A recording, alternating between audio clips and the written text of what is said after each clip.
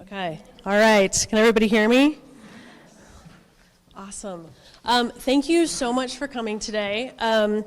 It's so nice outside. It just feels good. And I'll mention it again, but the stargazing tonight should be fantastic.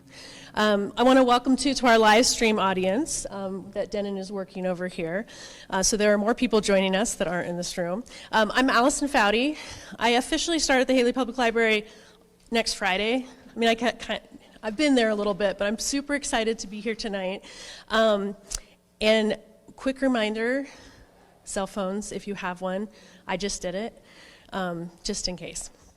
So a very big thank you to our partners for this series that focuses on space and astronomy, the Idaho Dark Sky Alliance, Boise State University, and Sawtooth Botanical Garden. And then as a reminder, after our talk today at 8 p.m. at the Sawtooth Botanical Garden, there will be stargazing with the BSU Astrotech team, so that should be super fun and beautiful today, no clouds. It is my great pleasure to introduce today's speaker, Dr. John E. Moores, a distinguished planetary scientist, an educator, and an author. Dr. Moores is an associate professor at York University, where he also serves as the director of the graduate program in Earth and Space Science. Beyond his academic roles, he has served as the science advisor to the president of the Canadian Space Agency. Dr. Moores holds a PhD in planetary science from the University of Arizona and has made significant contributions to our understanding of planetary atmospheres and surface processes. This one takes a while. His research has been recognized with numerous accolades, including the Lausanne Innovator of the Year Award, election to the Royal Society of Canada's New College of Scholars, Artists, and Scientists, the York Research Chair in Space Exploration, the York University President's Emerging Research Leadership Award, and the Canadian Aeronautics and Space Institute's McCurdy Award. With his trainees, he has also won several NASA Group Achievement Awards for contributions to 5 NASA and ESA missions. Additionally, he's a prolific author with over 100 research articles and a new popular science book, Daydreaming in the Solar System, which there are some copies if you want them, and he already signed mine. It's a fantastic read, co-authored with Jesse Rogerson. This book creatively combines imaginative scenarios with scientific insights to explore the wonders of our solar system. Today, he's going to take us on a journey of imagination and discovery as he discusses his book. This book allows readers to immerse themselves in the environments of our planetary neighbors through a narrative adventure solidly informed by the science returned by robotic probes over the past 62 years. And I have to say, it is a really great read, and we have it at the library, but we also have it here if you'd like to, and he will sign it for you. Please join me in welcoming Dr. John Moores.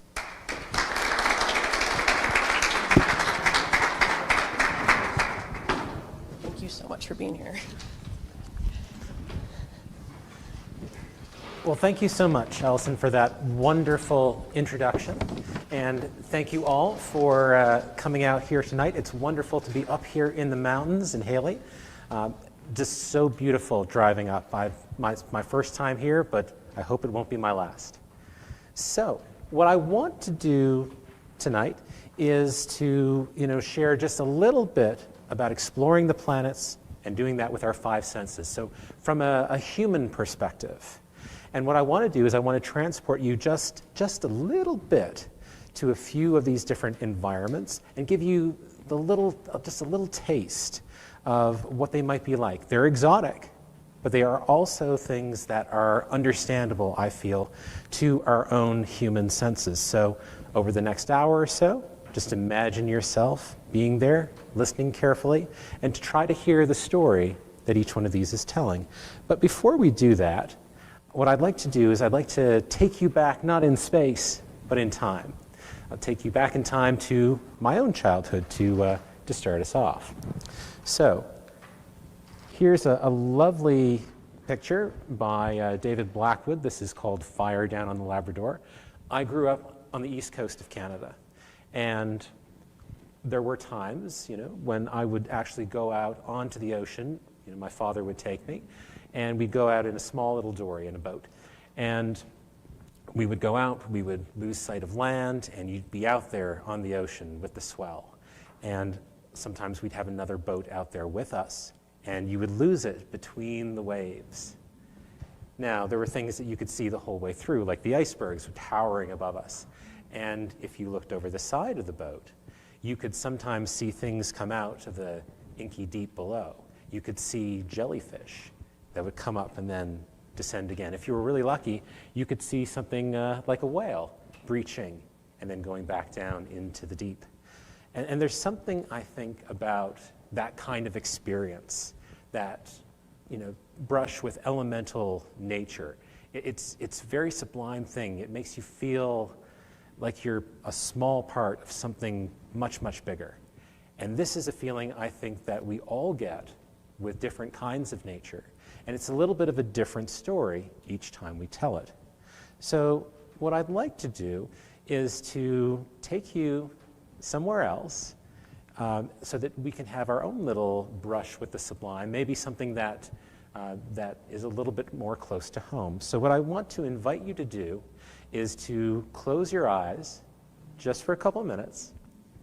So we'll try this experiment. And just listen to the sound that I'm about to play.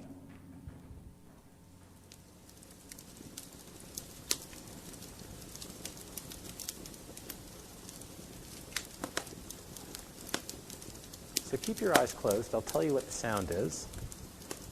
It's a campfire. But let's think about it in terms of our human senses. So what do you smell if you're imagining yourself at a campfire? And just yell it out because no one can see each other's hands. Yep, smoke. I heard that. Especially if you're on the wrong side of the campfire, of course. Songs. Songs, yes, that's right. You've got other people around you often when you have a campfire. What do you feel? The warmth, definitely on the front. Often I find my back is cold as well. And of course, if you didn't forget the s'mores, maybe there's that you're tasting. So you can go ahead and open your eyes now. So often when we're going out with the campfire, we're under the dome of the sky. You can have a version of this tonight when you go stargazing, for instance. And there's really two things about this scene that I think are important. So the first is the idea of technology. The ability to build a fire, for instance, makes this a much more comfortable place to be, holding back the dark but still experiencing nature. Having a nice warm coat, that definitely helps as well. And maybe if you've got a tent or something like that, that also improves the experience a little bit. So our technology helps us with our ability to get out in nature, to explore and to understand.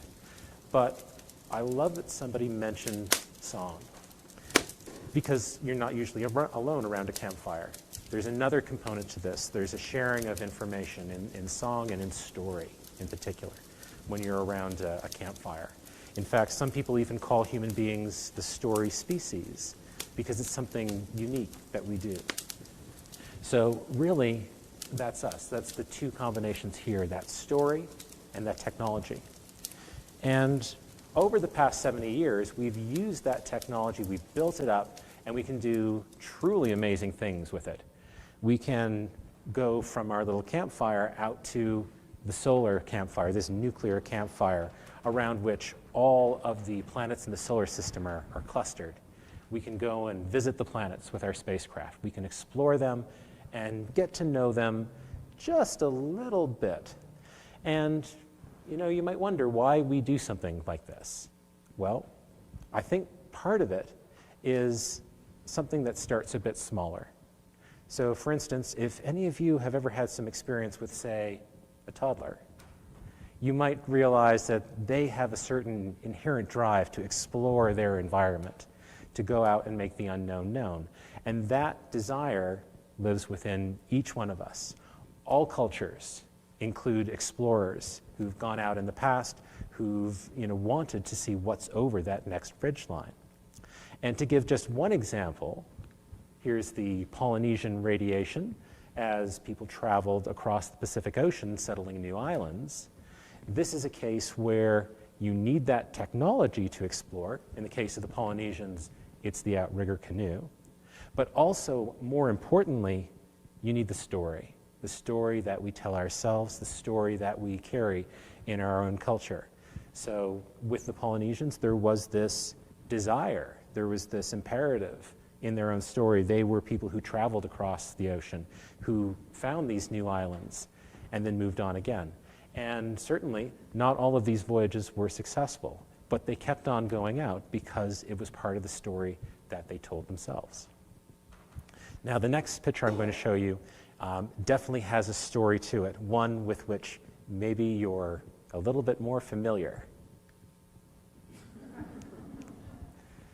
And this is a story that, again, has an intersection with technology. You really appreciate, in a scene like this, a car that starts in the cold, for instance. Or maybe having, again, a warm winter jacket is something that can really help with a scene like this. And again, we can think about how the story changes as we take that technology and we push it forwards. We could push it forwards in one direction, maybe to become a fashion idea. I know that there's some skiing that takes place in this town, so you've probably seen a few of these from my country. But I want to take it in a different direction. I'm imagining a spacesuit, which is just a piece of protective clothing taken to its ultimate end. And here we have an astronaut on Apollo 17 here, exploring a place that is even harsher and more hostile to human life than Canada. So this astronaut is here next to this huge boulder, looking out over the surface of the moon and taking in that magnificent desolation. This is a place where human beings have actually explored. They've sort of learned the story of the land here, have had the chance to witness it with their own eyes. But not just with their eyes. You can feel the softness of the ground and the lightness of the gravity bouncing up and down. You can imagine the grittiness of the soil between the fingers, or perhaps the sulfurous smell when you get back into your spacecraft and you take off your spacesuit. And I've got to say, I do not envy the dry cleaning bill of this particular astronaut. But again, we're not just a collection of inputs from sensors. We have sort of that processing capability, that idea of wanting to make a story out of what we're seeing. And I think an image that really, really hits that home is this one. It doesn't initially look like much. So this is Michael Collins. Michael Collins was the astronaut who didn't go to the moon on Apollo 11. Michael Collins was in the command module while Buzz Aldrin and Neil Armstrong traveled down to the surface of the moon. And this particular image is taken as he is at the furthest point on the other side of the moon from the Apollo landing site. He's probably in this minute, experiencing maybe some beeping in the spacecraft. He's got lights on him. He's hopefully hearing a little bit of, a whoosh of the air exchangers. It's bad when those stop in spacecraft. But the story here that really hits it home to me, that puts a bit of a chill up my spine, is what's happening here is that Michael Collins is becoming the most isolated human being who has ever lived. He's 3,500 kilometers from his compatriots on the Sea of Tranquility and 400,000 kilometers from anyone else. So it's interesting to imagine ourselves being in this space, taking in the readings on the command module that give that information, but really feeling what that means to us. I want to show you a few more of these kinds of images of the moon. We can imagine the joy of going for a drive, perhaps in a place with no speed limits and lots of room to go wherever you want, like with these lunar rovers. And sometimes when you have the best kind of interactions and interplay, it becomes something that is collaborative between the location where you are and the things that you want to do. It really becomes play. And this is Alan Shepard here. Alan Shepard is the first and so far only interplanetary golfer. And it was a secret thing. It was not a planned thing. Alan took the head of a golf club and a couple of golf balls and smuggled them up in his sock. And we have a digging tool here that you can see. And if you look really carefully, he's actually attached that golf club head to this particular digging tool. So he took the opportunity to take a few swings, knock those golf balls out. It's the moon, low gravity. They're going to hang and travel further. So your long game is really great on the moon.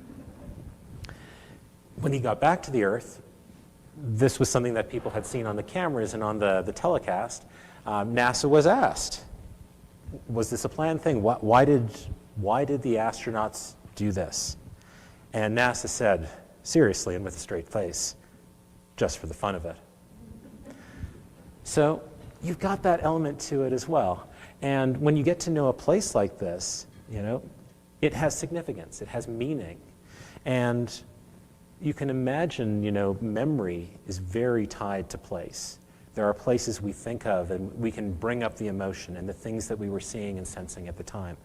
And the question that sort of led us into the book was, can we do that for other places in the solar system, other places that our spacecraft have visited? Let's zoom out from this place. Let's go back to the campfire briefly here. And you can imagine looking up from those flames and seeing the moon rising off the horizon, obscured by a few trees perhaps. And keeping in mind that this is the furthest place that lives in human culture right now. It's the furthest human beings have been in person and have come back to tell the story. So where we're going next are places no one has been before. Here are the 5 classical planets. You've got Mars up here at the top. Here's Saturn. This is Mercury and Venus. They're closer to the sun than we are, so we usually see them as crescents. And here's Jupiter. So the ancients knew about these 5 planets. They're wanderers. They traveled across the heavens in strange ways. And so they were paying particular attention to them. We also could see them with telescopes. And this is kind of the view that you get from the best telescopes that existed before we went out with spacecraft. From these disks, you can't really tell all that much. You can't get to know these as real places. It took actually going there to do that. And if we return to the ancients, we remember that there's a bit of a pull to this. It wasn't that these were just lights in the sky that moved around. The ancients ascribed significance to them. They thought that they were associated with their gods, for instance, the Romans and the Greeks, these 5 wandering stars, and they looked up to them and their motions in the heavens to try to understand what was happening down here on the Earth. Now, it's really interesting to me that you have these 5 classical planets, but we also have 5 classical senses. We've got touch, taste, smell, sound, and sight. And this diagram here I really like because it describes the 5 sensors that we use to get these inputs into the brain, but it shows them all being combined in here and turned into something else, something stronger. And we can take a look at each one of these things and we can find an analog for it, something similar that we can combine that exists on our spacecraft. So for the touch, for the skin, we can think about things like robotic arms, which are intended to go out and dig into the soil. Or we can think about the wheels of our rovers. How much do they slip? How much resistance do they get when trying to get over a rock? That kind of feedback gives us some idea of what these surfaces might be like, for instance, to walk upon or to gather up a handful of soil. For taste, sometimes we take samples of the ground and we'll put them into our scientific instruments. In fact, we have scientific instruments who look at the chemistry of these kinds of samples, and to get that chemistry, we'll bring a little bit of water along to add to the samples. So spacecraft saliva is a thing. So that is a really neat analog, I think, and we've had a couple of examples of those.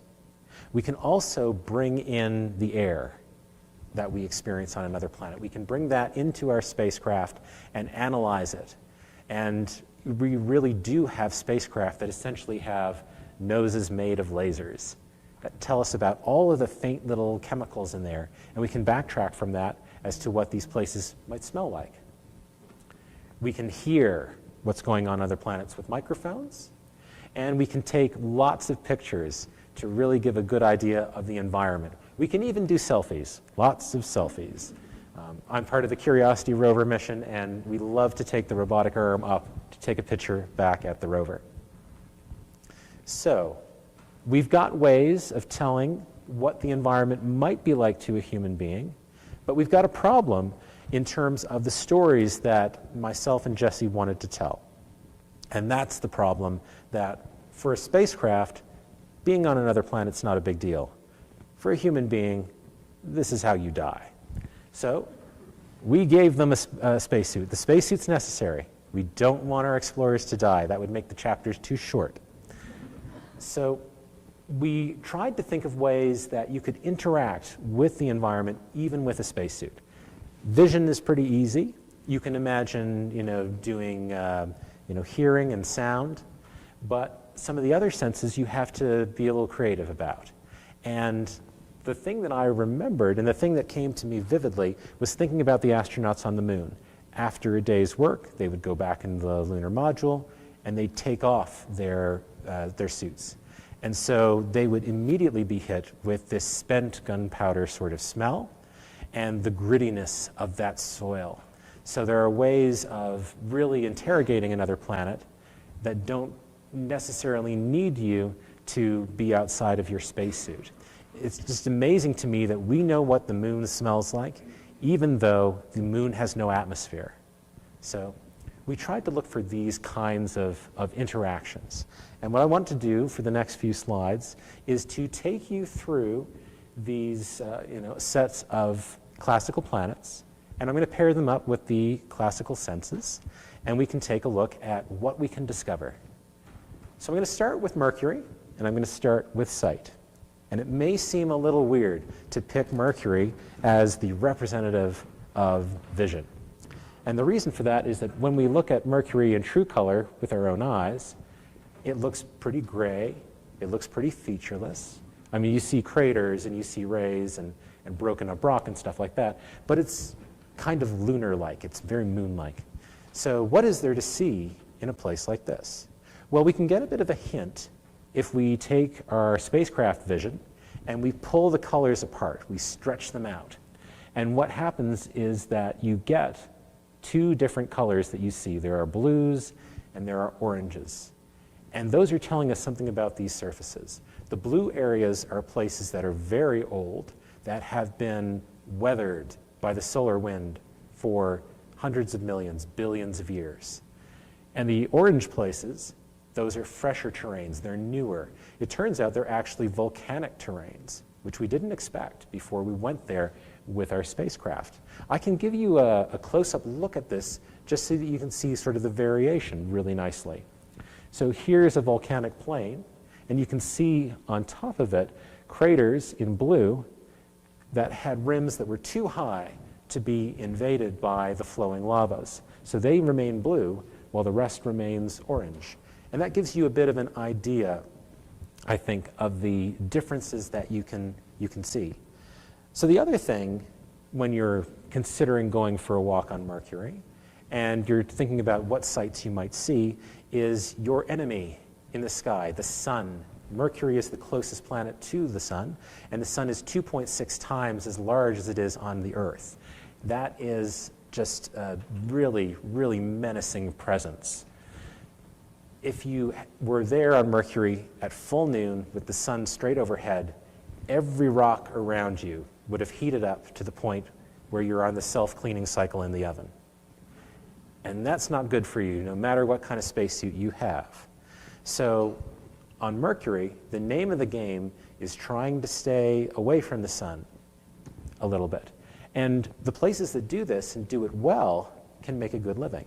So we'll notice here that you've got these little craters. These are at the South Pole, or sorry, the North Pole. And where we see yellows in here, these are places of permanent shadow. So they never see the sun. And so when you have comets that deliver water to Mercury, or that crash on Mercury, what ends up happening is that they can hide in these shadowed regions down here. And so Mercury has actually built up quite a bit of water ice over time. Now, the other thing you'll need to keep in mind if you're going to go for a walk on Mercury is the strange pattern of its orbit and its day. So Mercury is in what we scientists call a 3-to-2 spin-orbit resonance. And that's just a fancy way of saying that every time Mercury goes around the sun twice, it rotates on its axis 3 times. And that has the net result of making Mercury's day twice as long as its year. It's 176 days long. And what this diagram here is showing, that if you look at just one orbit of Mercury, you can see how this works. So here you go from 1, 2, 3, 4, all the way around. We've got a little triangle here that shows something that doesn't move on Mercury, like a mountain, for instance. And then we're imagining this tree here. We're imagining, unlike terrestrial trees that can move, or on Mercury we're going to have our tree move, it's going to stay on the division between nighttime and daytime, what we call the terminator. So it's sitting there essentially at dawn. And as we go around, Mercury rotates, the tree stays on the terminator, and eventually your mountain ends up pointed towards the sun. And so you can see if you go around again, you'd get all the way back to the start. So that's the situation that we have on Mercury. It gives you a lot of time to make your way around. So in the book, we thought about maybe we'll do a trail on Mercury. We'll walk all the way around the planet. 176 days helps with this. And we'll see the sights. So this particular trail that we put together, it's a real trail. You could go and do it if you had the technology. And it's 10,000 kilometers long, which sounds like a long walk. But the longest contiguous trail in North America that you can walk is actually 14,000 kilometers long. So there's actually people who do even bigger distances than this here on the Earth as well. We called this particular trail the Crest of Dawn because you want a little bit of light. So you want the sun just peeking over the horizon. You can do it at sunset, you can do it at sunrise, but a real Mercurian, you have to be chased by the sun, I think.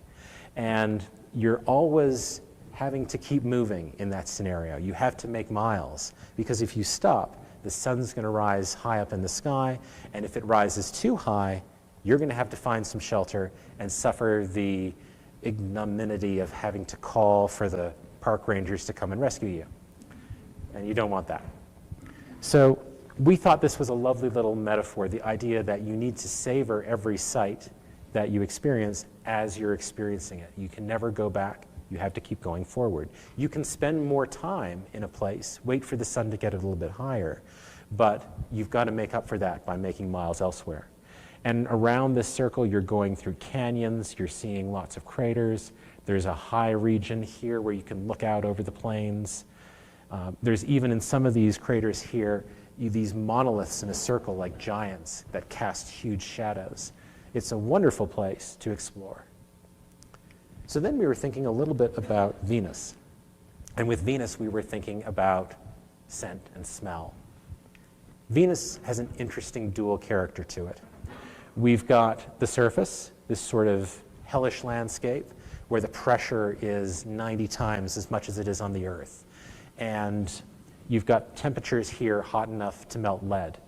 Because of that and the heat haze, you can only see a couple of 100 feet. It's almost like being underwater that way. And if you go up higher in this atmosphere, it's a little bit different. Up here in the clouds, 50 kilometers up, it's one of the most Earth-like environments in the entire solar system. Up here, the temperature is close to the same. The pressure is close to the same as we have here on the Earth. It's carbon dioxide, which is not the best, but you don't need a spacesuit here. You just need a little bit of oxygen and maybe a good raincoat so that, the sulfuric acid clouds don't give you too much trouble. If you're wondering how it would smell, it's that sulfur, I think, that's the theme for Venus. You've got this idea of perhaps if you went to visit a thermal park or a fumarole, it might be a little bit like that. And there's weird and wonderful processes that we can recognize here on Venus. If you go down to the bottom of the atmosphere, to the surface, we have interesting things going on. The high temperature, the high pressure, it bakes things out of the rocks.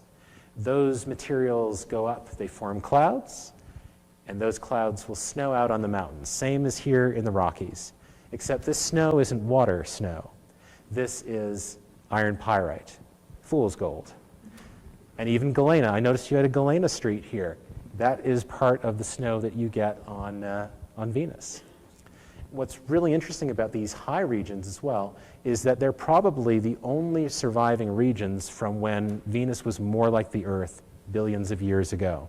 So if Venus ever had life, this is where you'd find the fossils. You just need to brush off the fool's gold to find them. Higher up in the atmosphere, you've got a really interesting situation because of that carbon dioxide. So I want you to imagine blowing up a balloon just with your own breath with room air, nitrogen and oxygen. If you do that here on the Earth and you take your balloon, nothing much happens to it. It might fall down to the floor because the rubber has some mass to it, but really it's not really strongly wanting to go up or down. If you take it to a place like Jupiter, its atmosphere is made up of hydrogen. Hydrogen is extremely light as gases go. So what's going to happen is your room air balloon is going to sink like a stone. But Venus is different. Venus has an atmosphere full of carbon dioxide, which is a very heavy gas. We know that if we have a carbon dioxide leak, that it sits at the bottom of a room. And on Venus, because you have that heavy gas, even room air, nitrogen and oxygen, is going to rise. It has buoyancy, which means that if you took an envelope and filled it up with breathable atmosphere, that would be perfectly buoyant in Venus's atmosphere. If you like cloud cities, this is the place to build them. And it doesn't just have to be cloud cities. We imagined in the book this would be the perfect place for the solar system's largest, most spectacular balloon festival. So this is one of my favorite pieces by Michelle, in which she imagines these balloons coming out of one of the clouds at sunset. And you can see all the colors of the sunset, on this wall of clouds as the balloons come out and they dry off. It's really quite interesting the way that the Venusian atmosphere works. A lot of the energy from the sun doesn't make it all the way down to the bottom. It gets absorbed high up, and that spins up the atmosphere to really high speed. You can make it from one side of Venus all the way around, circumnavigating, in about 80 hours. So the balloon festival would start in the day side, and then it would go through the night side and back again. So I think that's really fascinating. And by the way, I just love to think about what happens with the balloons and what it would look like after the sun sets. You don't want to lose your compatriots here, so the balloons would probably have lights on them. You might turn on the burners. And I learned a wonderful word in writing this particular story. We actually do this here on the Earth, and there's a name for it. It's called a glodio. So I thought that was such a charming term. Let's move on to Mars. And here we're thinking about taste. Taste is kind of a hard one if you're inside of a spacesuit. But Mars, in some ways, reminds us of the Earth. It's not as clement as the clouds of Venus, but it looks a lot like it. It's really, as Brian Cox loves to say, a dry and frozen version of our home. Here we imagined a couple of different stories. We imagined just sitting there, looking up at the clouds. We have clouds on Mars that look a lot like terrestrial clouds. We've got cloud streets, we've got cumulus clouds, we've got mare's tails, the cirrus streaks that I really love. But we also have different things. We have these sort of wavy clouds that move up and get expressed, and then they disappear as they fall down, as if there's an invisible mountain sitting in the atmosphere. So those we observe with spacecraft. They're really quite neat. And there's also optical displays in the atmosphere as well. You may have seen, caused by ice, sundogs around the sun here on the Earth. Maybe you even get tangent arcs or see a halo. On Mars, the ice is likely to be in a different shape, a cube instead of a hexagon. And so you're likely to get this kind of a pattern with a couple of different halos and these four boomerang things. It looks a lot like the Earth, but it's different. I love that exotic wrapped in the familiar. We also imagined going for a rappel. I mean, Valles Marineris is such an amazing feature, this canyon system that could gobble up 500 Grand Canyons within it, where if you look across the way, it's 60 miles to the other side of it. The canyon system is actually so long that there is nowhere on the planet you can appreciate the whole thing. You have to see it from orbit to really understand it. And to fall down this thing is 10 kilometers top to bottom, 6 miles. So we imagined doing this as an astronaut, and we imagined it takes 3 days. That's why we went down instead of going up. Makes it a little shorter.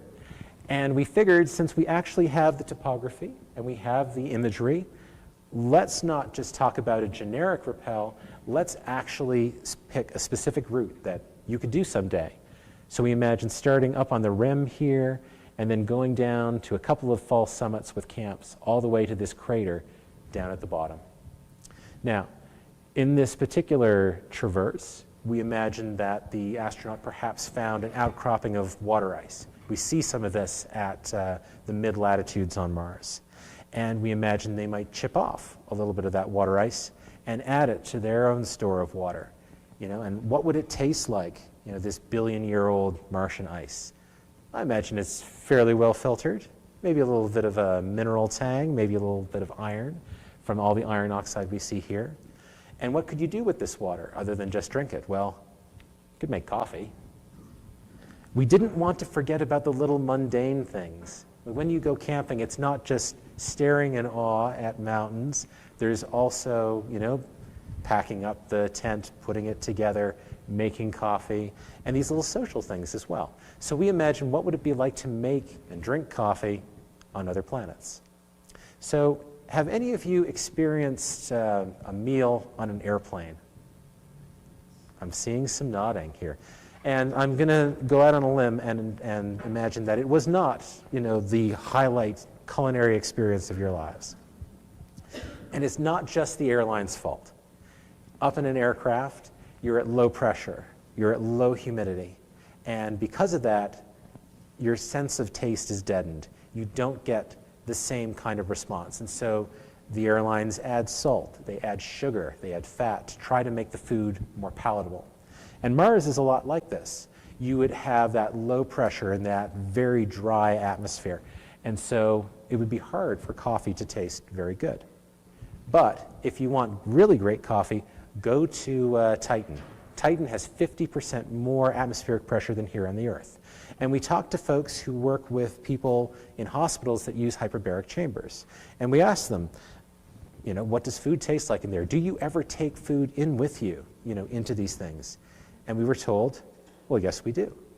And how does everything taste? It tastes fantastic, apparently. So the increase in pressure actually, affects the way that food tastes. You do have a problem with coffee in that the boiling point then happens at a higher temperature.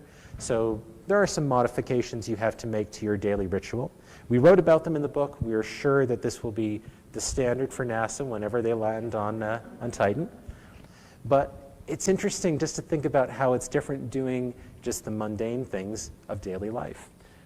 And it's interesting, I find, when people talk to astronauts, that the most popular question that comes up is, what is it like to use the bathroom in space? We stayed away from that in our book. We went for coffee instead. But I do know the one leads to the other.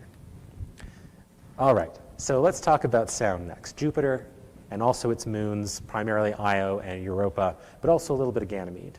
So this is the perfect place in the solar system to talk about sound, I think. So here, you've got a couple of different things going on. You've got this family portrait here, just to show you what we're talking about. So here's the great red spot on Earth. It's an enormous anticyclone, like an anti-hurricane, kind of, because it's going in the other direction. That's been around for at least 400 years. Galileo saw this thing. We still see it today. And we also have the two innermost moons of the large moons. We've got Io and Europa. And if we take those two and the next one out, which is Ganymede, then there's an interesting interplay in their orbits. Those three moons are what we would call in resonance with one another. So every time that Ganymede goes around Jupiter once, and that's showing in this diagram up here, with Ganymede moving around in each one of these subsequent plots. Every time it goes around once, Europa goes around twice, and Io goes around 4 times. So they're in this interesting sort of overtone, almost musical arrangement as they travel. Jupiter itself is no slouch here. It's providing the baseline.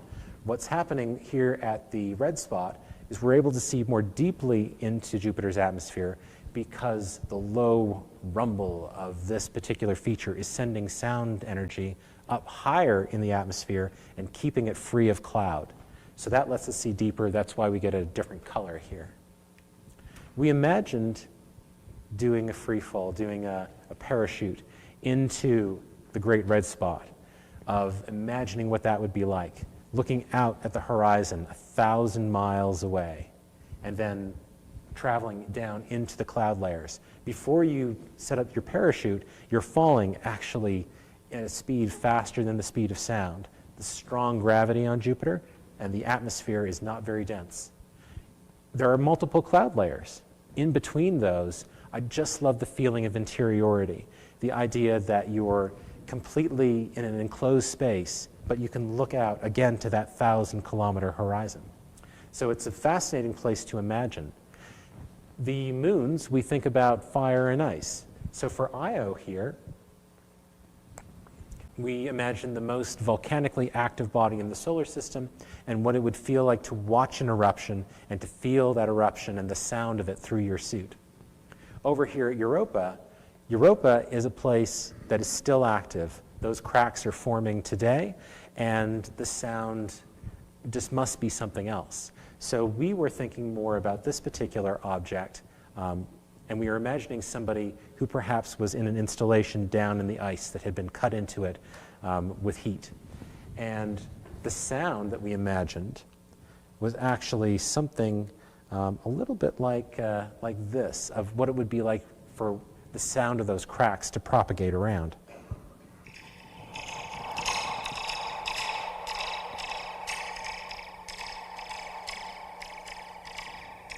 So that sounds a lot like what Arctic explorers encounter when they're feeling ice crack beneath their feet. And you get the same kind of tension, I think, of that ricochet. But that sound actually is of a toy called a Zoob tube, if you've ever seen one of these things. It's a spring inside of a cardboard tube. By the way, I think if you have a Zoob tube and a theremin, you've got everything you need for creating a science fiction soundtrack. The ice shell is just the start of what's going on at Europa. Underneath that, we have an enormous ocean, more livable volume than exists on the entire Earth. And it's a place that's habitable, but is it inhabited? We imagined our astronaut going there and exploring it in a submarine. And there's a point in the story where they see something out of the corner of their eye. They can't quite tell what it is. Our artist has an idea of what it is, though. Maybe that. So, it's a wonderful thing to imagine, I think. All right, I want to talk to you a little bit about the last sense, which is touch, and Saturn is a great place for this. Here's the family portrait here. We've got Titan, which is Saturn's biggest moon. Here's Saturn itself, and here's the ring system. The ring system is fascinating. It is really, really wide. 100,000 miles from one end to the other end. But it's very, very thin, 100 feet from the top to the bottom of this thing. And it's not a solid object. It's made up of lots of little individual particles of ice doing a celestial mechanics dance of sort. It looks kind of like this, if you were to be inside of those rings, traveling around, moving in them. We've never been able to take a picture of the ring particles. They're too small. They range sort of between snowflake-sized and sort of boulder or house-sized. But we know how those rings interact with the radar waves that our spacecraft send back to Earth. And because of that interaction, we can tell how big they are, and we can tell what they're made of. They're really fascinating, this dance. So here we have a shepherd moon here, which is in one of these gaps. And what's happening is it's giving out two wakes. So you have one wake that travels in this direction. And that's the outer ring particles that are moving slower than the shepherd moon. But you can see the bit of the wake on the inside too, and it's traveling in the other direction because those ring particles are moving faster. It turns out the speed limit increases as you get closer and closer to Saturn. And these waves are like ocean waves. They're gravity waves, up and down, like that. So they're vertical. But you can also have places where the ring particles get closer together and further apart. And this image here is not your TV at 3 a.m.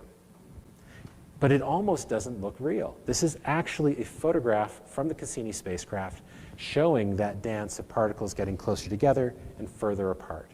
And that creates this really interesting mathematical pattern. You do have some moons of Saturn that are just collections of these ring particles smushed together. So Hyperion is an example of this. And in the book, we imagined the kinds of caves that might be created by those particles not quite fitting together. Maybe there's even city-sized voids inside here. And Titan. Titan's an amazing place. The atmosphere is very opaque, very puffed up. It's this sort of yellow-orangey color with a beautiful little blue rim. But if you look at the right colors, unfortunately our human eyes can't see it, but our spacecraft can, then you get this vista of the surface. And what we discover is that this is a planet, well, a moon, that's covered by the largest dune fields in the entire solar system, and there are also lakes. So it's a place you can go flying, and it's also a place where you can go sailing. Boat would have to be a bit different because liquid methane is less dense than liquid water. So you need to have a broader boat to get the same kind of displacement that you would need. Because of the low gravity, you could jump up to the top of the mast to fix a problem if one showed up. But be careful about doing that, because if you fall in the water, you're much denser than the liquid methane, and you would sink. It's also 180 degrees Celsius below zero, and that's very cold. So it's a wonderful, interesting place. And you've also got this crazy stuff going on in the atmosphere. You can have a thunderhead on top of another thunderhead, and they can drop up to 3 feet of rain in a storm. So we imagined somebody running into one of these and trying to go the other way as quick as they can. One of the things I really love about Titan is that there is a lovely theory by a colleague of mine, Catherine Niche, that this body used to be covered with liquid methane. And what happened is over time it evaporated, it went up to the top of the atmosphere, the sun's ultraviolet radiation took those molecules apart and put them back together into a sort of soot, something solid we call tholin, a little bit like coffee grounds actually. And this material sprinkled down through the atmosphere and created the dunes, reassembling that ancient ocean into something that looks eerily like a frozen version of it. And you could imagine going out to this place after flying, picking up a handful of soil and letting it pass through your fingertips, this reminder of deep time and change in the solar system. All right, I want to share a bonus sense with you. And sixth sense is not ESP. I wanted to talk a little bit about emotion, that combination of things. And what we did in the book is we used the smaller bodies to explore this. We wanted to think a little bit about what it might be like to be shipwrecked on a comet. And let's up the ante. Let's make this what we call a sun grazer. That's a comet that goes very close to the sun. They don't all come out the backside. Sometimes they're irreversibly disrupted or completely evaporated by the intense heat of the sun. And so we wanted to imagine what it would be like to be at the mercy, at the tyranny of celestial mechanics and the way that things move in the solar system.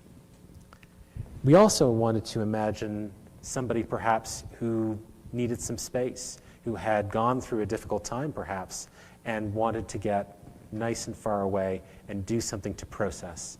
So we imagined a story on an asteroid. We figured an asteroid has all the different elements you need for life. Let's grow a rose there, do a little gardening. And this one was a bit of an homage to The Little Prince, if you know that story. We figured that growing a baobab was a bit of a tall order, so rose it was. And the last one I wanted to mention here is Pluto. Pluto is a cartoon of a planet in many ways. I mean, you know, just look at it. There's a heart on its surface, for goodness sake. And if you go to the backside of Pluto, you'll find that on that hemisphere that faces its moon, called Charon, that when you look up in the night sky, you see a full moon that's the size of 50 Earth full moons. It's like a child's imagination of a planet. It's almost a secret place that you can enjoy all to yourself. But secrets are better when shared. So this is the one story in the book that has a second person in it. All right, so let me bring all this together. We've toured the solar system. We've looked at all these other planets. We've tried to understand them from a human perspective. And you might ask, why is it that we explore all the worlds like this that are huddled around that solar campfire? Is it to get their resources? Is it to build another home for humanity? Or is it even just for knowledge? Well, what we wondered is maybe it's more basic than that. If we don't go out and explore, if we don't make the unknown known, then those places just don't live in human culture. But if we do go out, if we do explore them, if we learn their stories, then we can share them with others, and they can actually live as part of us. They can be more than just abstractions onto which we paint future versions of our past mistakes. And in that way, they become a part of all of us. They enrich our understanding of the cosmos and the world in which we live. So thank you very much, and I'd be happy to take any questions you have.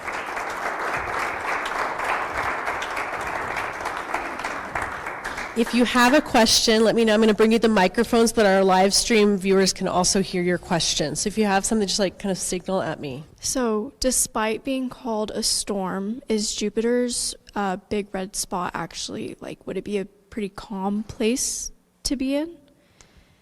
The winds are quite quick. Yeah. So I think it would not be a lot of fun. You'd experience a lot of turbulence flying through there. Yeah. I was looking up information about it because we do outreach, so I didn't really know how to explain it to kids, what kind of storm it is. But when I would look it up, it would say that it's not actually that bad as a hurricane, I guess. So it's not a hurricane. It's Well, it's like a hurricane, but the opposite direction. So that's the only difference, is that it just spins and the it's other way? very big. You could fit at least 2 Earths inside of it. Okay. So, and at the very edge, the wind speed is something like 500 kilometers an hour. So let's call that 300 miles an hour. So pretty fun then. Yeah. Thank you. Very warm. So the question was, the temperature on Mercury, is it warm? And it's quite warm. So and it's quite variable. So on the backside, where you've had 176 days of night, you can get down to very, very cold temperatures, like several hundred degrees below zero Fahrenheit. Whereas on the day side, you can go up to very warm temperatures. And I do compare it, I think, to the self-cleaning cycle on an oven. So it's in that neighborhood. Well, thank you for this talk. It's been great. As I understand one individual's plan for terraforming Mars, there's a significant problem because Mars has no gravity, as I understand it. So I'd really appreciate your views on the possibility of this, or whether this is just more science fiction. So Mars does have gravity, but it's a lot less than the Earth. It's about 1/3 of the Earth's gravity. But that doesn't tend to be the biggest problem. There's a colleague of mine, Pascal Lee, who likes to talk about Mars and terraforming and habitability. And he has a whole swath of different parts, processes on Mars, and he divides them up into the things that will kill you immediately versus the things that will kill you in weeks or months or so forth. Mars is a bit of a nasty place. In the images, it looks nice, but really, the Earth after a nuclear war would be so much nicer than Mars. There's no breathable atmosphere. It's too cold. The dust, would get into your lungs and give you silicosis. And if you lived through that, the chemicals in it would get into your bloodstream, and you would have a lot of trouble that way as well. All of the different suggestions for terraforming it are big jobs, and in many ways kind of temporary. So terraforming is a hard thing to do. It would, if we chose to do something like that, it would be the work of generations at the very least. As you were talking about everything here, you kept referring to we. So we did this and we wanted you to experience it this way and so on. But you're the one, the author on it. So there must have been a collaboration perhaps? Yeah, there are three of us. So I'm the one giving this presentation, but there are two of us who wrote the book, myself and another professor named Jesse Rogerson. And we also had Michelle Parsons, our illustrator, from the very beginning. So we had this interesting process as we were writing where sometimes somebody would think of some interesting science and that would inspire a story, or Michelle would, do a piece of art, and then we would think about, well, here's how we can weave something around that, vision of another place. And so it was collaborative between the three of us. It's hard to, tease apart and say, this person only contributed this and that person only that. There's a question in the back. Yeah, so the question is, Alan Shepard's drives on the moon of the balls that he brought with him and used with that digging tool. He described them as going a long way. Unfortunately, orbital cameras got better, and it looks like they didn't go that far, at all. Maybe a few tens to 100 meters, something like that. So part of that is that a digging tool does not make a very good club, I think. And the other side of it is that the Apollo spacesuits were not very flexible. So it was difficult to get a lot of power on the drive. It's also difficult to turn to see, your shot as well. So it could be that Alan imagined them going a little bit further than they did, like we all do, when we hit them. Yeah, there's a little, you can see some of that, in the orbital imagery. Because all of that stuff on the moon, processes are slow, so you can still see the footprints and the flags and all of that, and even the golf balls. Thank you. I had questions on every planet, and by the time you got done, I've forgotten the questions. However, you are from York University. I'm assuming that's not in England, it's in Canada. That's right. We are the we are the Canadian version. There is a University of York that is in the UK, but we are totally different, despite the fact that our coat of arms has the War of Roses insignia on it. Yes. And you mentioned working with NASA, and on one of the particular projects, how were you involved and how exciting was it? Well, it was very exciting. I can say that first of all. I had the joy of being able to do my graduate degree at the University of Arizona, and the University of Arizona has had participation on every U.S. planetary mission that has ever flown. And while I was there, my advisor, Dr. Peter Smith, he involved me in the Mars exploration rovers. So I worked on Spirit, the problem child, not Opportunity, the golden one. I also did some work on the Phoenix mission, which went to the Martian Arctic, and I did some work on the Huygens lander, which was the first spacecraft to land on the surface of Saturn's moon Titan. And that was amazing. Those of us in the room were the first human beings to actually see the surface of Titan from the surface, from that human scale. And that's a memory that sort of stayed with me. It was exciting, but it also had a lot of, significance and meaning. And I loved that first image, that of a new landscape that we get from these spacecraft. I've worked on a few other things since then. The Curiosity rover on Mars, the Juno orbiter around Jupiter, the InSight lander on Mars. But I go back to that image, when I'm thinking about studying space exploration. Were you involved in the University of Arizona's landing of a capsule on one of the asteroids? So I was not directly involved with that one. So that was that was the asteroid Bennu. So it's the one that I showed. I'll go back to it because it's quite close to the end. This one here.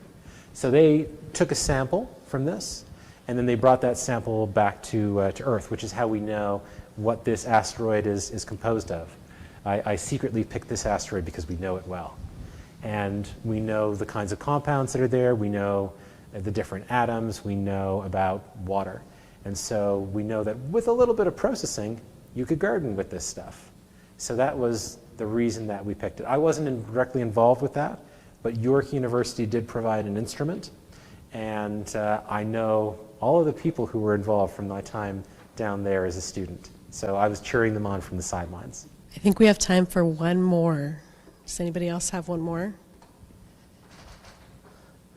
Any takers?